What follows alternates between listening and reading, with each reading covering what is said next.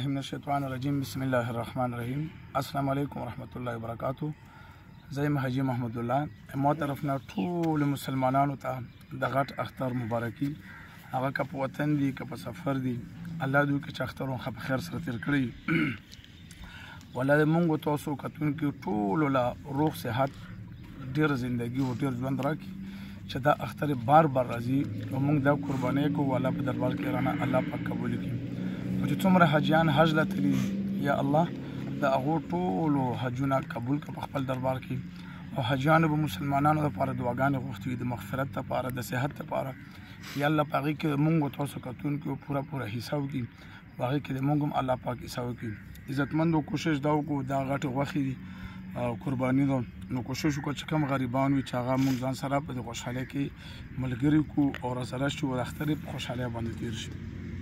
بله خبره ده عزتمندو چې مونږ د اختر چوټیانو چې کوم دی نن پیر ورځ شوه، یعنې د پیر ورځې نه تر بل پیره پیر به مونږ د اختر چوټیانې وي.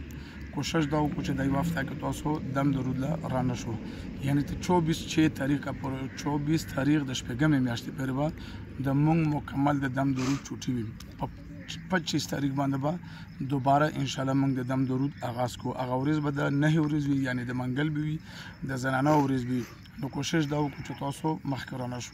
دا ویډیو در سره ډېره شیر کړو چې ډېرو مسلمانانو ته موږ د اختر مبارکي مو رسي او د پیغام مو رسي. زیات تر خلکو ته ویډیو نه میلاو نه شي. 2-3 ورځې بعد بیا راخوشي وي چې د اختر چوټیانې اصل تېرې شوې. نو تاسو په یو شیر باندې به انشاءالله یو مسلمان د غټ تکلیف نه بچي، ځکه چې دوی به کرایي لګوي، ټیم به ولګېږي، دلته بېکاره ونه شي. الله پاک دې آینده لپاره موږ تاسو ټولو له روغ صحتونه او بار د مونږ په نصیب کې دا غټ اخترونه راولي او د قربانۍ هم الله تاسو مونږ په دربار کې الله په دربار کې قبول کړي. ما طرف نه ټول مسلمانانو ته اختر مبارکي او والسلام.